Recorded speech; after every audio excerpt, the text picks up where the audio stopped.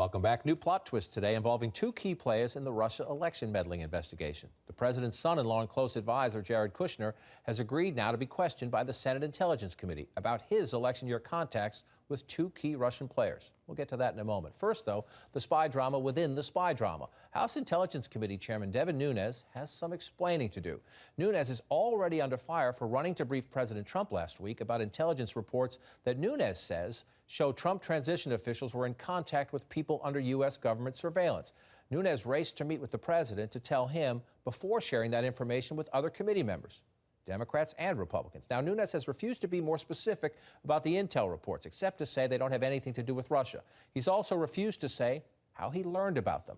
Now, though, CNN has learned, and Nunes now confirms he was at the White House complex the day before his big announcement. CNN's Manu Raju joins us now from the Capitol. Manu, Democrats already were saying he was trying to protect the president, not conduct an impartial investigation. I assume for the Democrats, this is another log on that fire. What is the chairman's explanation?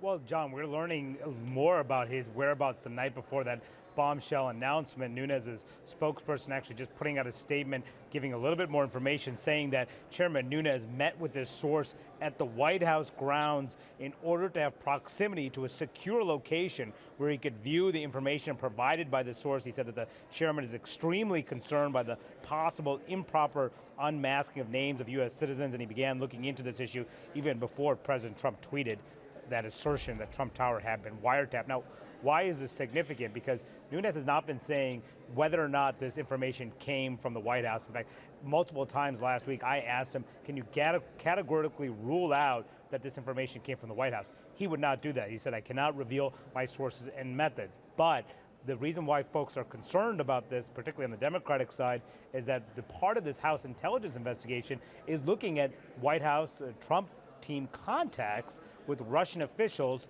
during the presidential election. They believe there should be a firewall of sorts between what Capitol Hill is doing and what the White House is doing. And the possibility here that Mr. Nunes may have received this information from the White House and then briefed the President of the United States without telling his committee staff and then revealing this publicly to attempt to apparently muddy the waters on that allegation of wiretapping raises a lot of questions. Now, Speaker Ryan has full confidence in Devin Nunes. Actually, a spokesperson putting out a statement just moments ago saying that Ryan believes that Mr. Nunes can run a credible, fair investigation. But last week, John, on Friday, Nunes also came under fire when he abruptly canceled a Tuesday public hearing on Russia where John Brennan and other former intelligence officials were going to testify. I'm hearing today that James Comey, who was going to have a classified briefing tomorrow instead, may not actually appear before the House Intelligence Committee. They may not actually go forward with that. That was never confirmed on the books. We're trying to get more information if, in fact, that Comey briefing is going to happen. But a lot of questions about whether this investigation can produce a credible report on the issue of Russia ties and the Trump campaign, particularly in light of these latest revelations, John. I think that certainly is a fair question on this day. Manu Raju, thanks very much. Let's come into the room here. Somebody help me. It's just, you know, if the chairman has something, that is significant and he has a legitimate beef, he says, about the unmasking. Somebody gets picked up in a phone conversation. It's not that important, but somehow their name gets disclosed in an intelligence report. That's being shopped around the government. He says this is happening late in the Obama administration. Okay, that's potentially a big deal. But this isn't the way to deal with it, to raise questions about, are you protecting the president? Why are you doing? But help me, you're up on the Hill all the time. It's been a while since I spent my days up there regularly. There's a secure area. That's where the intelligence committees meet. So that tells you that his source is either inside the White House complex or near the White House complex. I don't think the White House, or if the White House is, it adds a whole other layer. Going to let you bring an outside source into a White House secure facility? I think not. I mean, it raises a lot of questions. No, this is a nightmare for any idea of a nonpartisan investigation. Right. This is a nightmare for House leadership who wanted this to be just seen, like they obviously don't want to move it into an independent panel. They don't want a special prosecutor. They want the two intelligence committees to do this. Also important, this is a nightmare for the Senate Intelligence Committee, which is working forward and moving forward on a bipartisan effort here.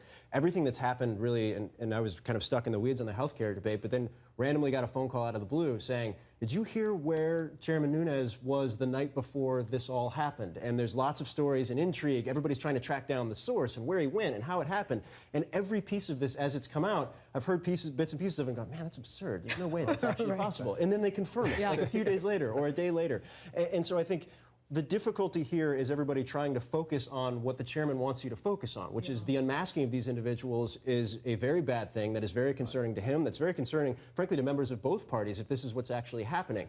But you can't focus on that with everything that he's done in the wake of finding this stuff out over the course of the last couple of days. And that's the thing. I mean, you would think, at least Democrats think, that he's out there trying to help Donald Trump and sort of run point for him or run interference for him. But this is also a nightmare. I mean, you talk about the nightmare scenario for all of these different committees. This is a nightmare for Donald Trump. I mean, every day we're talking about Russia and intelligence and unmasking in any sort of spotlight on whether or not there was collusion between this or Trump as a candidate or his aides and Russian intelligence officials or Russians just in general. That's a bad day for him. I think if Nunes' goal is to undermine the credibility of the House Intelligence Committee, good job in doing that. If his goal is to undermine his own committee, he's doing a great job. He's doing a really And to great make the job. case for a special prosecutor. Yeah. I mean, he's making a great case for one.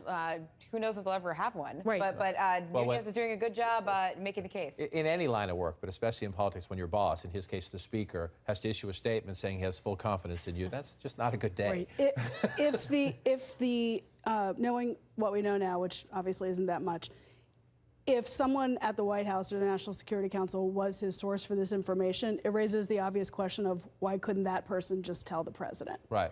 Either they could, and he already knew, or lines to him already knew, or they couldn't for some other reason, in which case, why did the chairman Launder it through Nunes, Right, who then right. runs back and tell the president, even though the information is coming from, Yeah, There's just a lot of unanswered questions, and it's hard to get to the bottom. I mean, it's hard to get to the bottom of what is actually going on here. And not enough people are in the loop on what actually happened, right? You noted the committee members aren't aware of what's going on, and what that's doing is sparking. I can just tell you the emails and texts and just running into people in the halls on the Hill. All of these theories about what could have happened, what couldn't have happened. Obviously, responsible reporters aren't putting them out there, but like they're around, and they're not just around amongst staff. They're around among members on the House Intelligence Committee. the specter of needing to investigate the investigator. Right. I mean, it's Right. And so let's move to the Senate side, which you say is worried that it's going to get blamed for some of this or caught up in the fallout of this. The Senate Intelligence Committee now has a deal to question Jared Kushner, who's the president's son-in-law, a very, very important White House official. We're going to talk in a few minutes about some new things he's doing as part of the White House role. He is going to go up. Now, we learned recently that he had a meeting with the Russian ambassador at Trump Tower during the transition.